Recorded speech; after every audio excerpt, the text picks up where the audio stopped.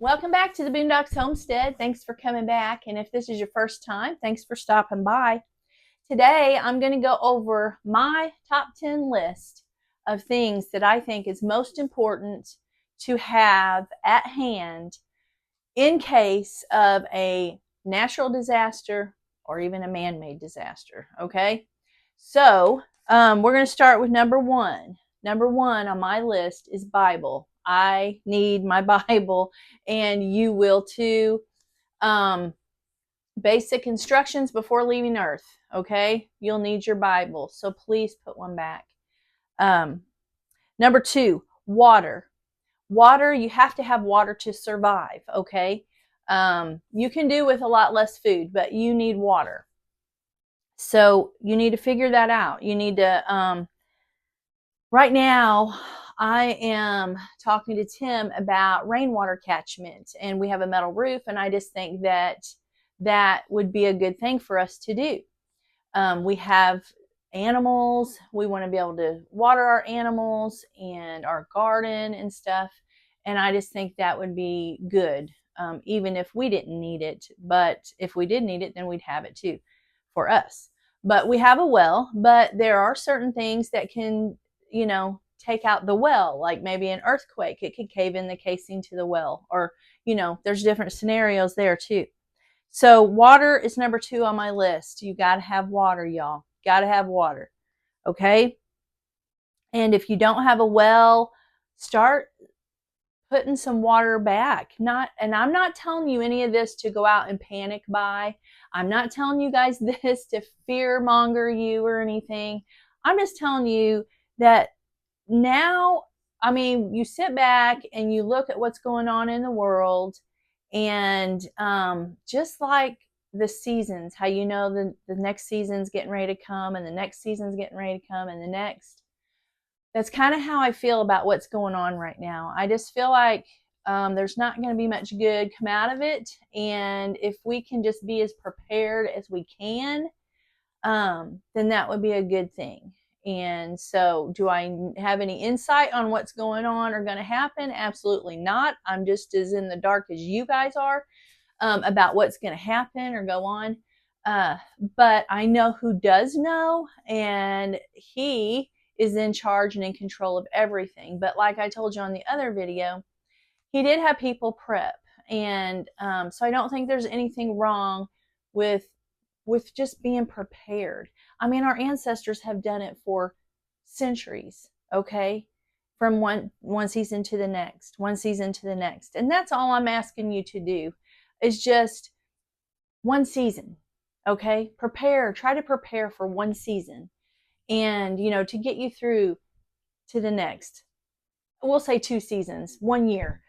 Try to do that. And I know time's cutting short. There's been some news on today, and it's just part of the Bible. It's just part of the Bible playing out right in front of us.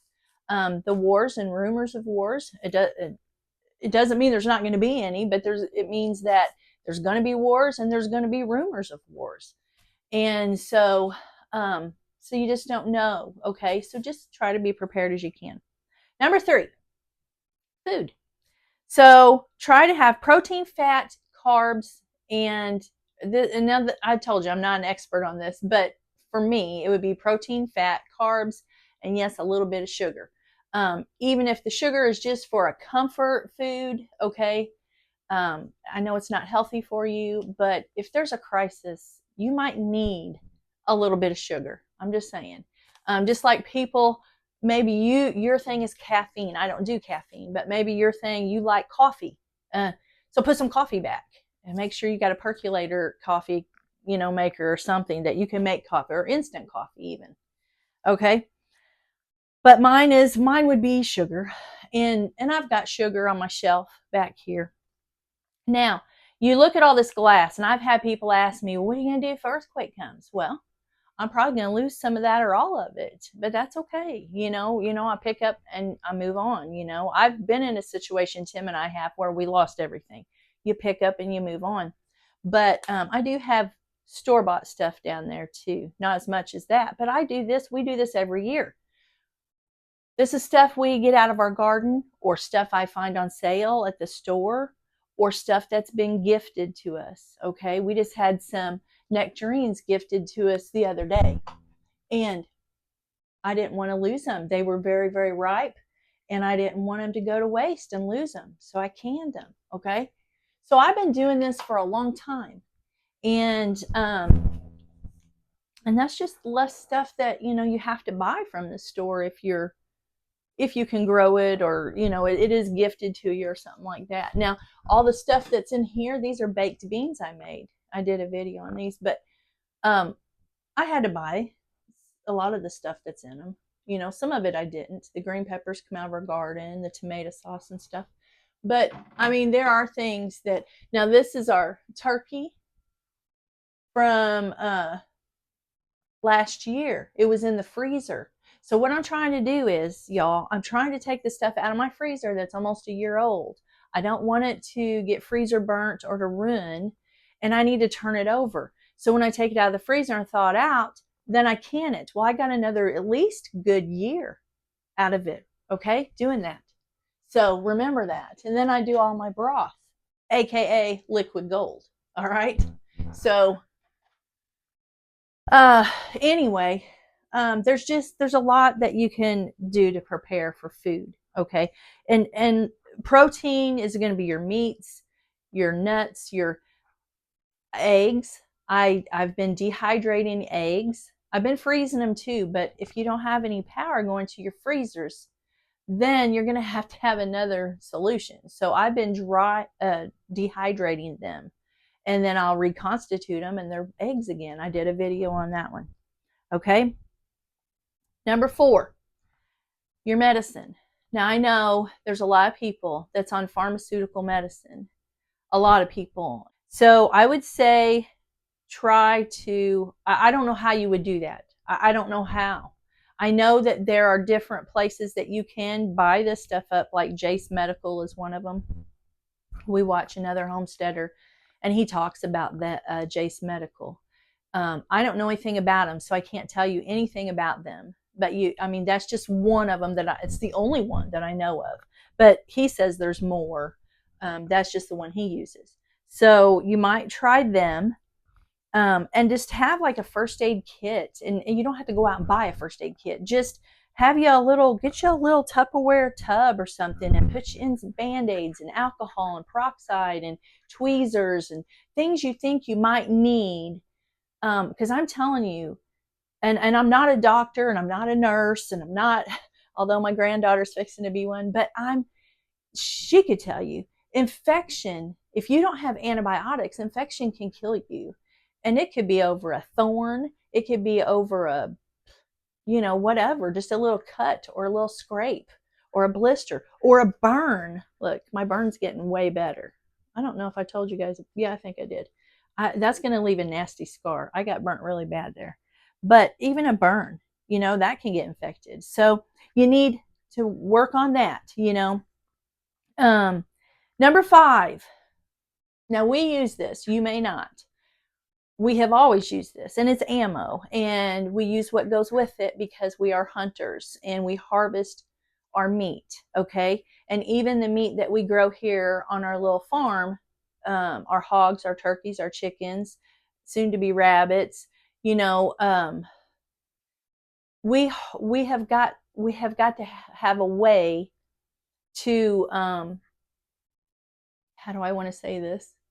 Well, you can't process them while they're alive. So that, we have ammo for a reason. Number 6, I'm just going to leave that at that, because some people, are they don't know how to react to that kind of thing. And I don't know what all, I can say on YouTube without them pulling my video. So we're just going to leave it at that. Number 6, lighters and matches. Now I was sitting and thinking while I was making this list, I was thinking, if the grid was down or whatever, or if a storm came and we didn't have electricity, or, whatever the scenario. And like on one of our gas grills, the little igniter is out. So you have to use a lighter to, even with the gas, you got to have a lighter to do that, you know, to be able to cook on it or with it or anything.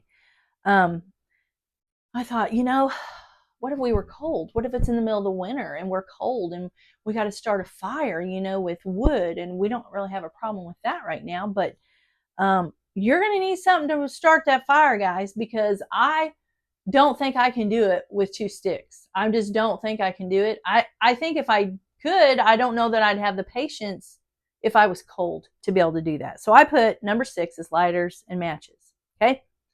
Number 7, moving on. Number 7, I've got soap. I don't care if it's liquid soap, bar soap, just soap. You need some soap. Put some extra soap back. Don't go out and panic buy and buy all the soap off the shelves or the toilet paper. That's a whole nother story. I don't even have that on my list because it's not a necessity. Okay. So soap. Now, why? Why would you say soap, Chris? Well, because you're going to need to still keep good hygiene, because that can make you sick too. And that can, you know, keep your sores or whatever that you have, cuts, bruises, abrasions, whatever.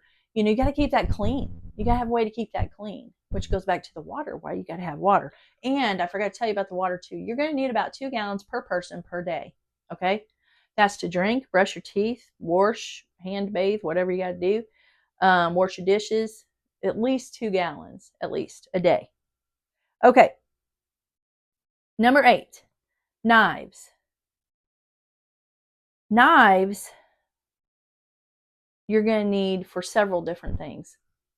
You got to be able to cut your meat if you harvest any.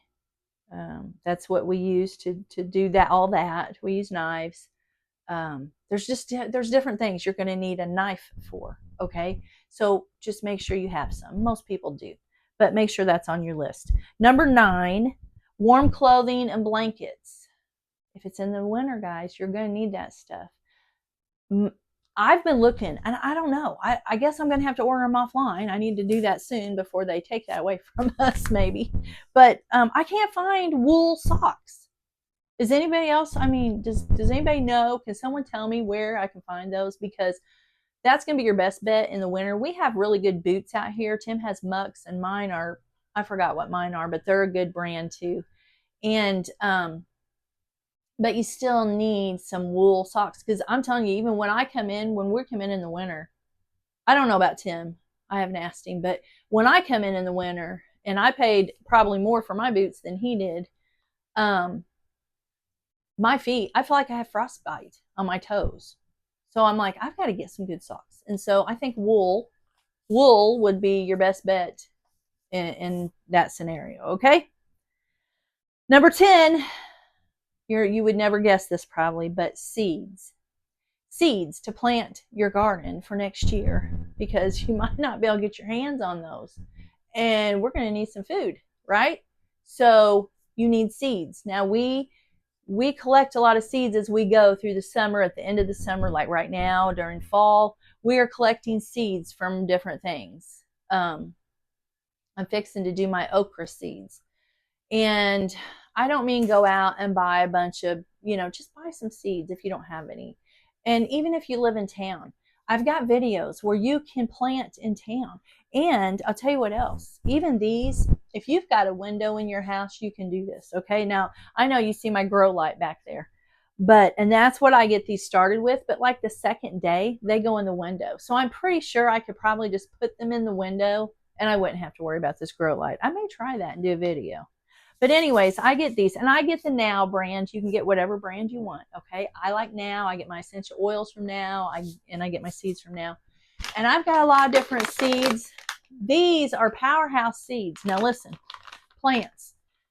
Your broccoli seeds, like just a few little sprouts, you'd have to have several heads of broccoli to add up to these few little sprouts that you eat. Okay. So this is like powerhouse food, and you need this, especially in the wintertime. So we sprout, we eat, we had our youngest son eating them the other night. He's like, well, that ain't too bad. And I'm like, they grow up and they're just little plants and you just eat them. Not a big deal. So get you some of those. But but seeds, like regular seeds, like tomato and zucchini and whatever vegetable you'll eat, that you can grow. But you can do a lot of that. You can do that even if you live in town. You can grow potatoes if you live in town. You do them in the baskets or the sacks like I did. I got videos. Go look them up and watch them. Okay, that's 10. That's not an exhaustive list, but that's my most important things that I would want to have back. Okay? And, sit down and make your own list. I hope this helps someone out. And again, like I said, don't fear about all this stuff. We don't live in fear, right? But you sit down and you make you a list. That was my list, 1 through 10. Now I have a huge list, but I don't think you'll ever be prepared as you really need to be in a case like that, in a situation like that, because you might be thinking, well, I'm all ready for this to happen if it happens, but then something else may happen and destroy these plans. So you just gotta do it all in. Don't fear over it. Don't stress over it. Don't, but get prepared. Get prepared. Not scared. Prepared. I did a video. Prepared, not scared. Go watch that one. But I'm, I'm just like the next one. I'm not fully prepared, but I do feel in my skin, in my soul, and my being that we're fixing to have some hard times. And yes, I think Christians are going to be right down here in the midst of it. I think that we're going to see some hard times too. So like I said, just get as prepared as you can, and get your kids involved. Get your kids involved in this. Not, and make sure you're not telling them this in a scary way and to scare them, but in a fun way. Like when my grandkids were younger, we would talk about this, and we still do, but I think it kind of bothers some of them now because they're older and they know, wow, this is for real. But now, or back then, I made it fun. We'd talk about it and be like, wouldn't it be fun for all the family to come out? We all live out here and have our own little community, and we get to hunt, and we get to hunt together and eat together, and we'll just build a big old table with big benches, and we can all just be closer and garden together and do things together. And wouldn't that be nice? I mean, it's sad to think of, and some families may still have that, but most families are busy. No one's schedule coincides.